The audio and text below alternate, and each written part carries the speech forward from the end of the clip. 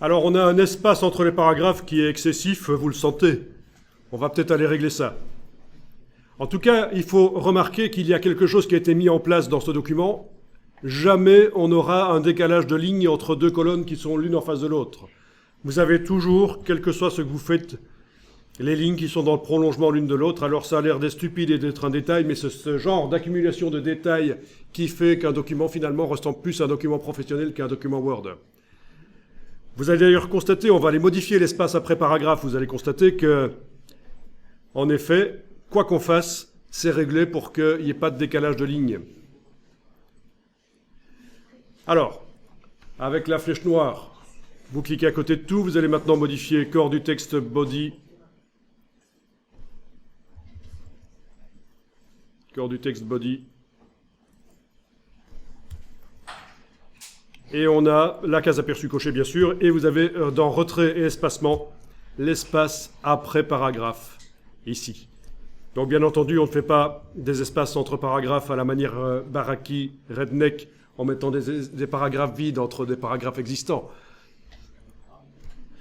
On fait ça comme ça, qu'on soit dans Word ou ailleurs, d'ailleurs, dans n'importe quel logiciel de mise en page. Pour bien faire, on fait comme ça. Vous diminuez l'espace après, et ça n'a pas l'air de fonctionner. Mais je ne suis pas dans le bon. Le style utilisé par le corps du texte, c'est corps du texte body nouveau. À un certain moment, on a fait une opération, et c'est celui-là qui est utilisé par le texte principal dans le document. Donc on recommence. Avec la flèche noire, on clique à côté, et on va double-cliquer sur corps du texte body nouveau. Ah ben oui, il faut réfléchir. Et dans retrait et espacement, on va aller diminuer l'espace après. Voilà, on est à 6, on va aller diminuer ça. C'est donc l'espace après les corps du texte. Pas entre le sous-titre et le corps du texte ici, mais entre le corps du texte et le corps du texte. Donc, voilà. Vous remarquez que parfois, quand vous modifiez 1 millimètre, ça ne fonctionne pas, ça ne change rien. Pourquoi? Ben parce que le texte est attaché à des lignes. Mais en tout cas, on a amélioré les choses. On était à 6. Voilà. Et maintenant, on est en dessous de 6. OK. Si vous êtes en affichage normal, vous allez voir les lignes en zoomant. Les lignes sur lesquelles le texte colle. Vous êtes en affichage normal, vous zoomez, Alt roulette à un certain moment, parce que c'est réglé comme ça dans le document, à 400% d'agrandissement et plus, vous voyez les lignes de base qui apparaissent.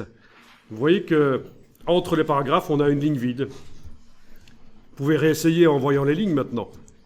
Pour ceux qui n'auraient pas compris ce qui se passe quand on modifie donc l'espace après.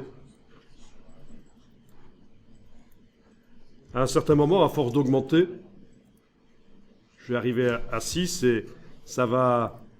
Ben oui, ça fait 2 lignes d'espacement entre les paragraphes. Bon.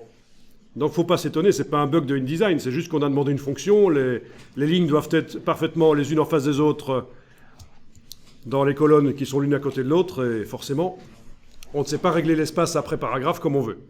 Alors, ce qu'on va régler ici, c'est l'espace après le titre de niveau 2. Donc, toujours en n'ayant rien qui est sélectionné, vous allez double-cliquer sur titre de second niveau. Avec la case aperçu cochée, vous allez dans format de caractère avancé et vous allez jouer sur le décalage vertical. On arrive à baisser le sous-titre. Voilà, vous arrivez à le positionner comme il faut. Alors, ça s'appelle comment dans la version anglaise? Ah oui, le baseline shift. Voilà, le décalage vertical. OK. Alors, on va enregistrer le document.